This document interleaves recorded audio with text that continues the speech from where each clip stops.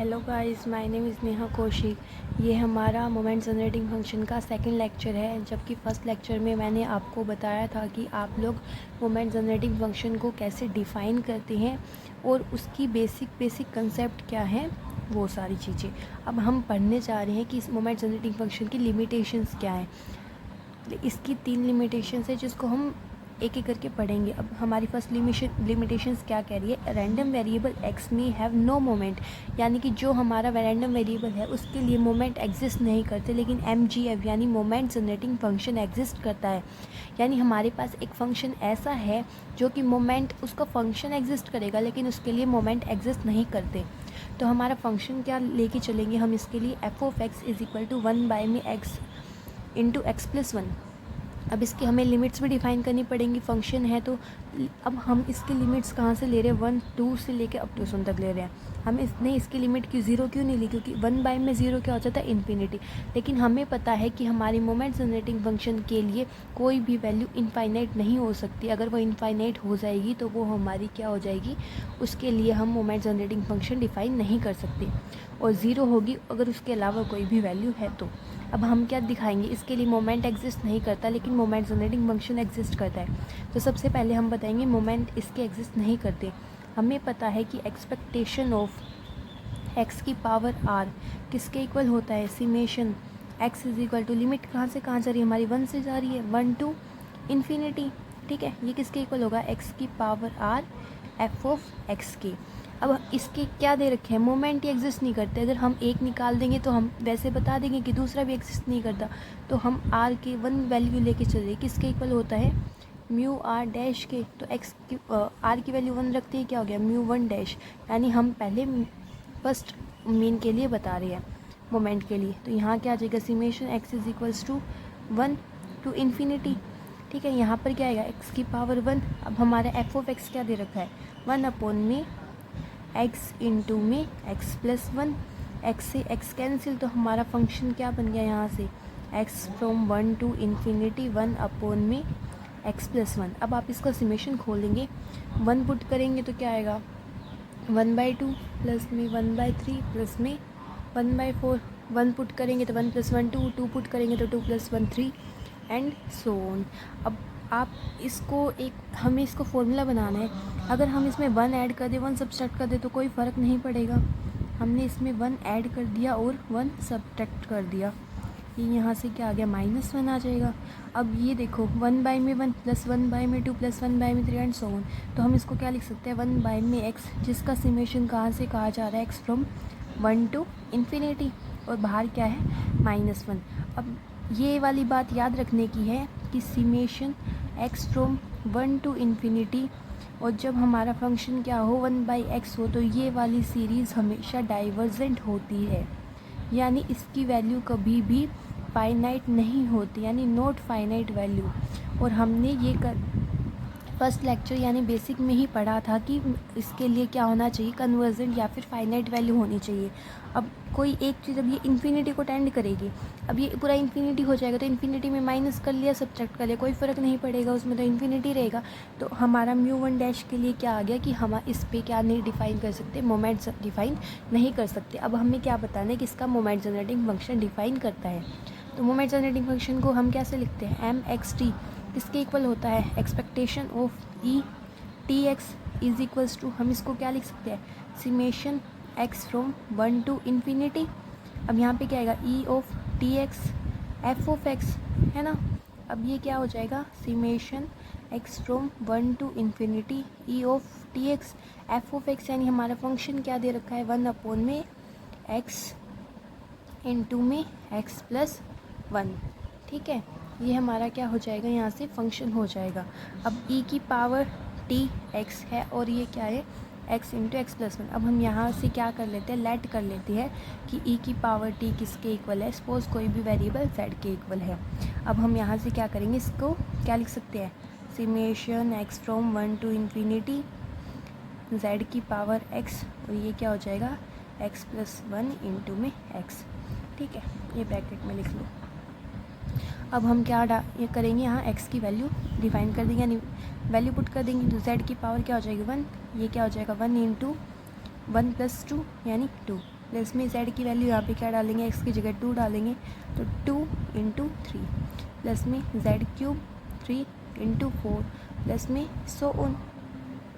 अभी हमने यहाँ पे क्या किया, समेशन खोल दिया इसका।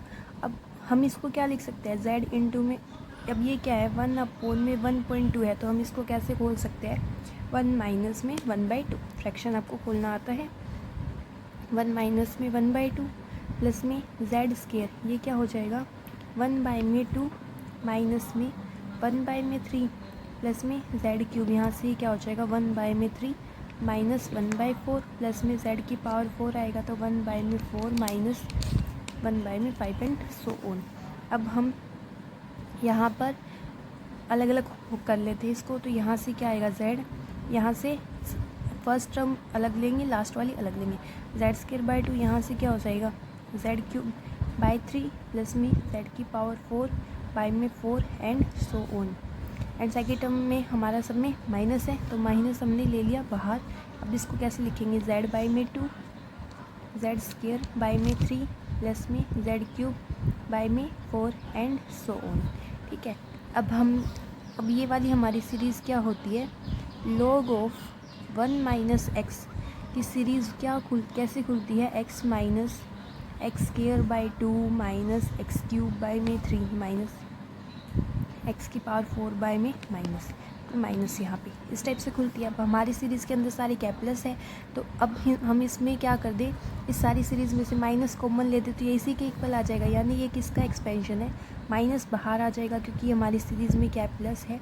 हम इसको कैसे लिख देंगे, log ऑफ 1 माइनस z आ जाएगा। ठीक है, अब हम सेम इस सीरीज़ को ऐसे ही बनाएंगे तो हम इसको क्या करना पड़ेगा, यहाँ पर क्या चाहिए 2 के ऊपर क्या होना चाहिए, z² होना चाहिए, लेकिन हमारे पास क्या है z है तो यहाँ पर सब में एक z की कमी है तो z से ही मल्टीप्लाई और z से ही डिवाइड करेंगे।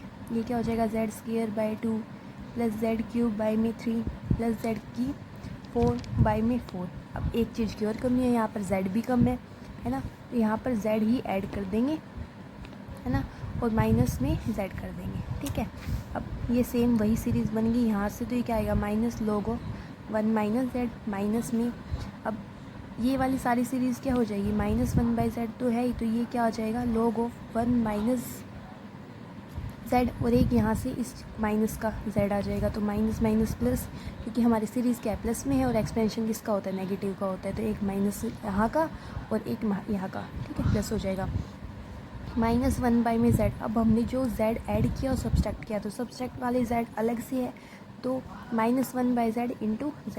अब ये कैसे हो जाएगा, minus log of 1 minus z plus में 1/z log of 1 minus z, z से z कैंसिल हो जाएगा तो हमारा क्या बचेगा 1 बचेगा, और ये माइनस का था तो माइनस माइनस प्लस हो जाएगा।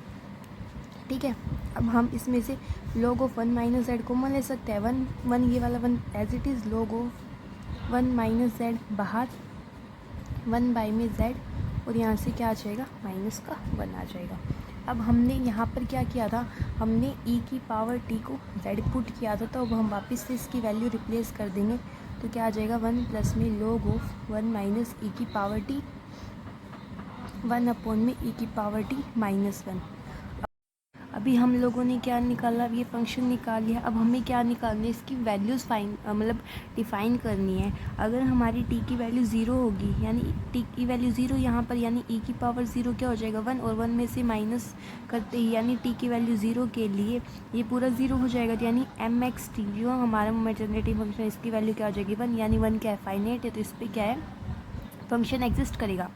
लेकिन अगर हमारा t की वैल्यू लेस देन 0 होगी, यानी t की वैल्यू लेस देन 0 है तो यहाँ पर क्या आएगा -t, है ना, और e की पावर -t, और ये 1 अपॉन में e की पावर -t है तो e की पावर क्या हो जाएगा t हो जाएगा, और इसमें से माइनस करेंगे तो ये समथिंग वैल्यू क्या आएगी हमारी फाइनाइट आएगी, यानी इस पूरे फंक्शन की वैल्यू हमारी क्या हो जाएगी फाइनाइट हो जाएगी जब हमारी वैल्यू क्या है लेस देन और इक्वल टू 0 है। लेकिन जब हमारी t की वैल्यू ग्रेटर देन 0 होगी तो ग्रेटर देन 0 यानी कि पॉजिटिव होगी, e की पावर t क्या हो जाएगा e की पावर जो हमारा t है उसके लिए ये वाली वैल्यू क्या हो जाएगी ग्रेटर देन 1 आएगी, ये ग्रेटर देन 1 और 1 अपॉन में e की पावर t, क्या हो जाएगा, अब 1 के डिवाइड में कोई चीज़ है जो 1 से बड़ी है तो ये वाली वैल्यू क्या हो जाएगी, छोटी हो जाएगी। ये वाली वैल्यू छोटी होते 1 में से माइनस करोगे तो आपकी ये जो सीरीज़ है वो क्या हो जाएगी, डाइवर्जेंट हो जाएगी, यानी उसकी वैल्यू क्या होगी, फाइनाइट नहीं रहेगी।